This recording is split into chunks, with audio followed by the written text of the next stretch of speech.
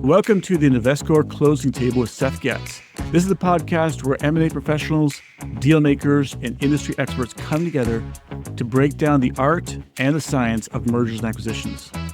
Now, each week, I invite industry experts and deal makers to talk about hot topics, ideas, give guidance on next steps within your business. So let's grab coffee and talk about selling, businesses, and everything in between.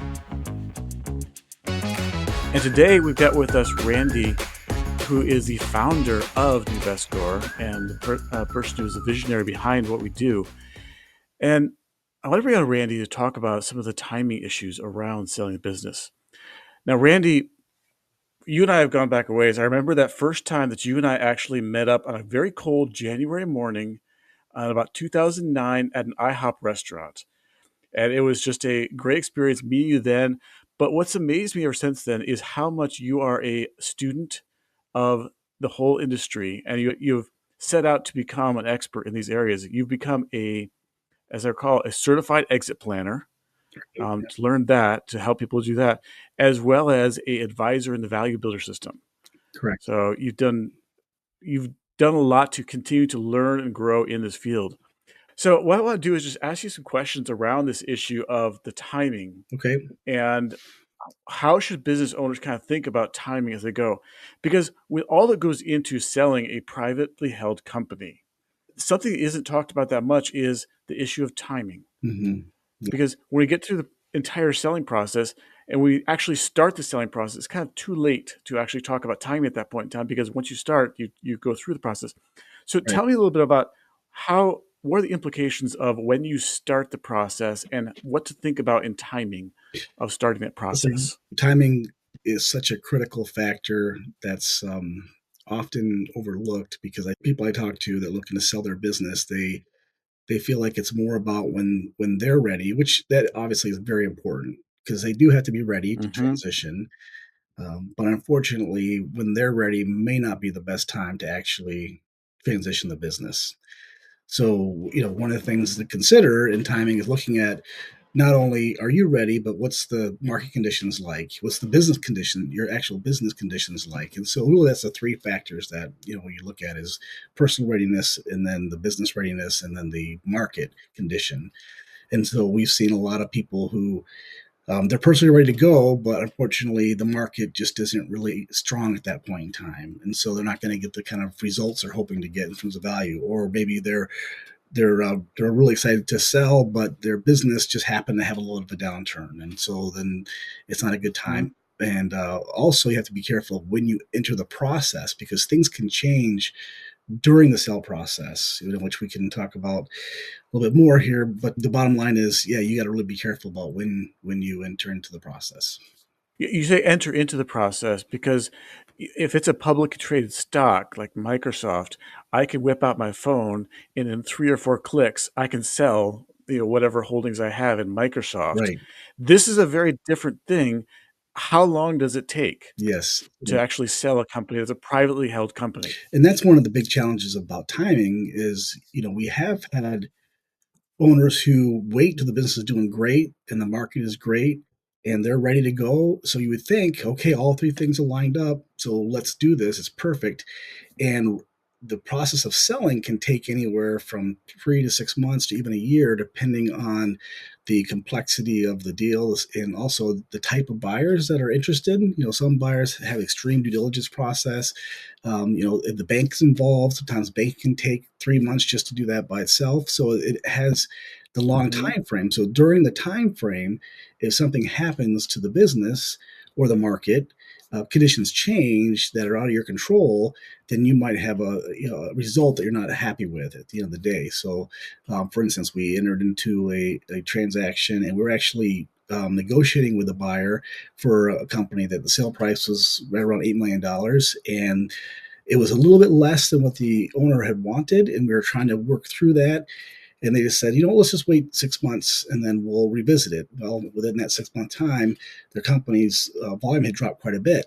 So then the valuation actually went from $8 million down to $3 million. And so it was a drastic change in valuation just because it's had to wait for a little bit because they want to get that extra million to go from 8 to 9. So during the sale process, a lot can change in that 6-month window. You mentioned the three things of personal readiness, business readiness, market readiness. Mhm. Can you give a couple of things that people look for, or what you say is when you say business readiness or personal readiness? Give a couple examples of that. What is personal readiness? What is business readiness? Personal readiness is really has to do with your individual situation in terms of, are you at a point where you really can let go of the business and sell it? It can be a very emotional decision. And what I find happens if people have a lot of requirements, of who the buyer is and which is nothing wrong with that. It's just a lot of times they have all these requirements because they're nervous about what's going to happen with the company, or they're not really ready to let go of control of certain things. And it kind of disrupts the process. It can narrow down the buyer pool. It can make deals fall apart that otherwise would work. So you really have to be at a point where you're ready to really let go and let someone else take over control of the business, and it is going to be different no matter what. You Mhm. try to make sure you pick the right buyer. You're really not in control after you sell, right? So a buyer will do whatever they're going to do with the business. You have to be okay with that, and that can be a hard thing.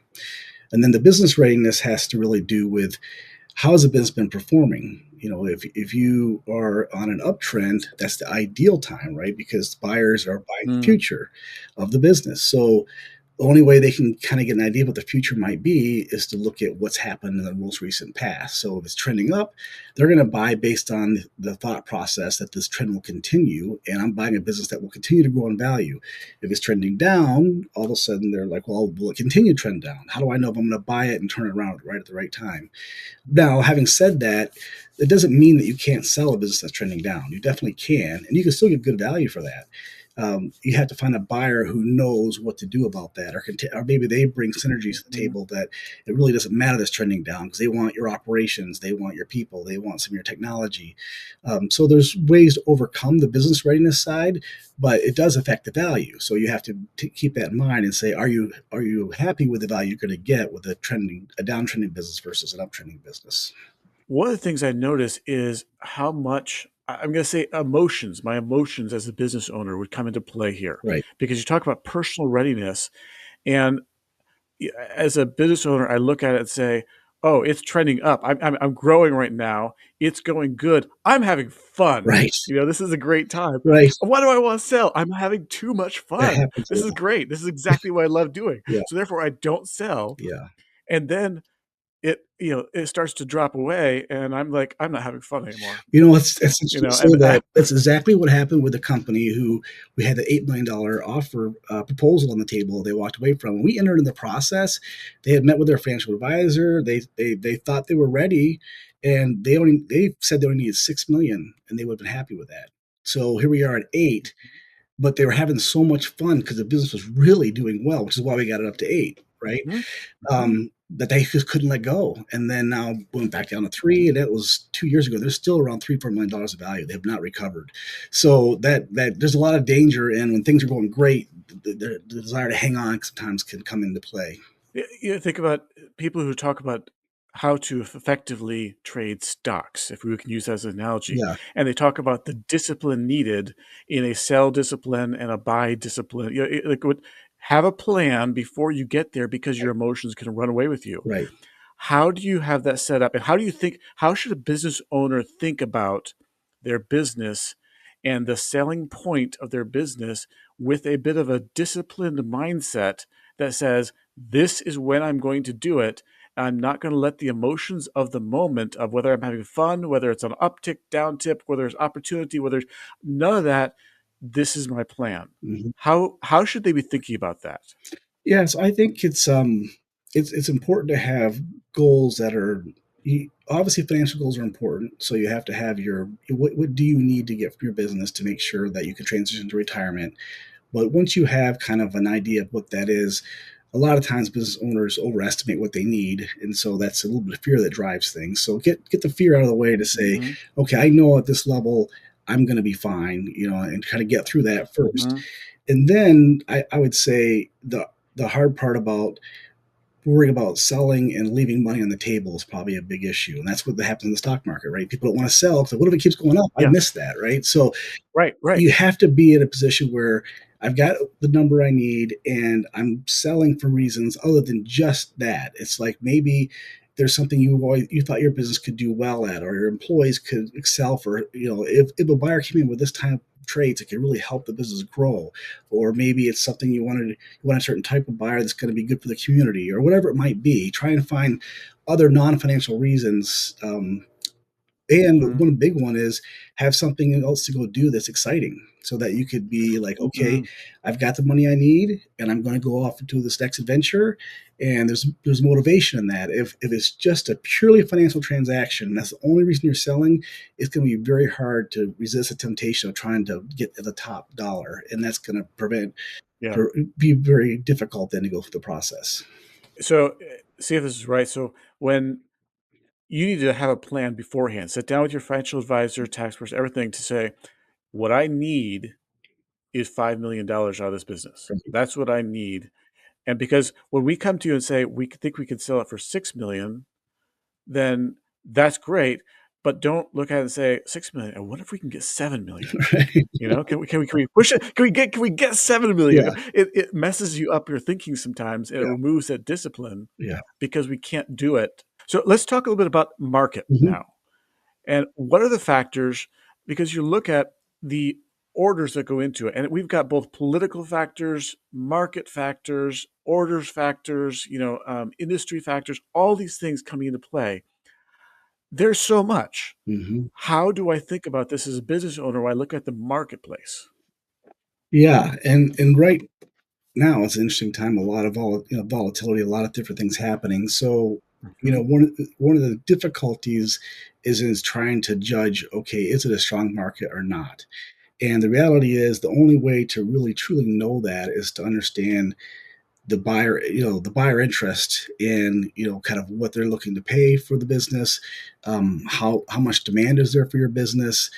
If you try and judge it on economic factors, I find it's really it's not very accurate. You'd think, oh, interest rates are right. Mhm. For instance, interest rates are going up. That means valuations would be falling. Well, we didn't see that. We saw valuations continue to rise. Great valuations for companies, even with higher interest rates. So it's just things, don't always reflect the market environment. So in downturns, I've seen it before where there's a lot of demand for acquisitions because there was no other way to grow. So they had to buy Mhm. companies to consolidate in order to manage through a downturn. So the only way to really get a feel for what the market's like is to actually talk to buyers in the market.